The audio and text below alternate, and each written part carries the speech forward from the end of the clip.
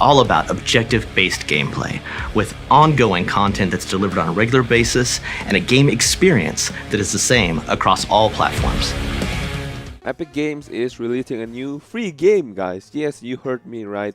They are releasing a new game, but it is not from them. It is from another company. So let me explain. So apparently this game is called Rogue Company. It is going to be released in PS4, Xbox One, Nintendo Switch, and PC exclusively for Epic Games. Also, Rogue Company is developed by First Watch Games and published by Hi-Rez Studios, who made Smite and Paladins, and you can sign up for alpha test right, and maybe you can play it around in the summer.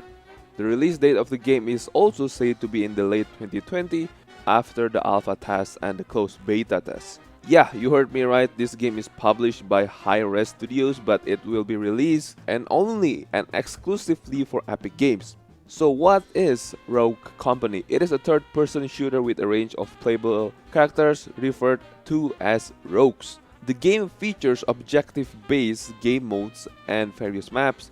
Matches begin with both teams skydiving from aircraft. I don't know why they make it like that, but it is pretty interesting. To compete against each other in the various objectives. 2 game modes have currently been announced. It is Extraction. It is a 4v4 game mode. I don't know why they make it 4v4, and basically everyone is 5v5 game mode. I don't know why it is a 4v4. I don't know. I'm sorry guys, I just don't know. So where the attacking team is tasked with hacking an objectives, and the winner of the match is determined once the objective is hacked, or all players on the team have been eliminated, and the other one is Wingman. It is a 2v2 game mode just like in CSGO, if you know what Wingman is. So, multiple rogues have already been announced for Rogue Company, including Anvil, who can place down a barricade, Blur, an assassin who can silence her footsteps, and Dima, who can detect nearby enemy equipment, which is, I don't know why. Maybe it's just for like Rainbow Six Siege from IQ, you know? And the last one, Phoenix, who wields a personal steam pack, and Trench, who places down barbed wire traps. Again, it is very similar to Rainbow Six Siege. So basically the game is a hero-based shooter, similar to Valorant. But here's the thing, if you know Hi-Rez Studios, they kind of always fucked up their game. Yeah, I'm sorry guys. Like Smite and Paladins, they don't really get the player base they really wanted, unlike Riot Games, you know? League of Legends is still the biggest esports online multiplayer games out there for casuals and competitive people like me also. And as always, you know, Riot Games always has a good marketing decision. And of course, the patches, but you know, not so great, but they really do make the game interesting in a certain ways. League of Legends has always been patch and patch and patch and balance, so they make the game more interesting. But if you compare it to Hi-Rez Studios, things are not looking so good. Their first game was Global Agenda back in 2010, and then they released Stripes Ascent, which I play a lot back in the day. It's somehow 32 versus 32 online shooter like Titanfall, if I am not mistaken. It was great, but they have to shut it down because the game doesn't have the player base they need to make 32 versus 32 person or people works in the game. Yeah, I know, it is kind of sad, but it was a great game nonetheless.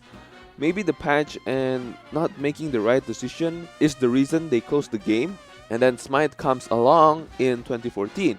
It was pretty good at first because it is something new to the MOBA genre, but it really doesn't appeal to anyone anymore right now.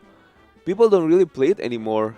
Even the Steam player base, it doesn't reach in the top 10 Steam player base count chart. Also, not to mention, Smite is a free-to-play game, and if you compare this to Rainbow Six Siege, it's still so much better than this game. Even the player base has reached like 100,000 in probably average player days, you know? And of course, next up is they release Paladins, aside Overwatch.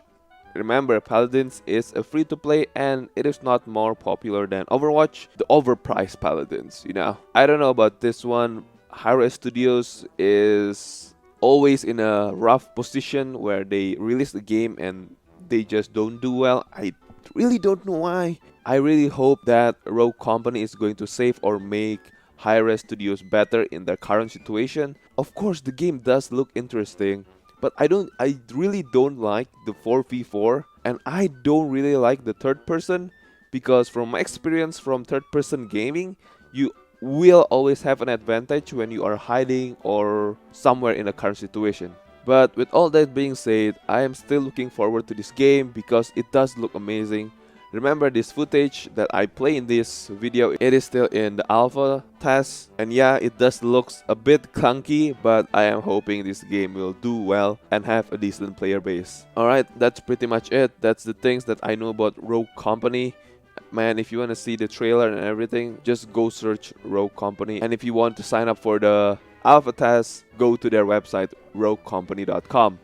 And as always, guys, thank you guys so much for watching this video, and GG's, my friend. Peace out.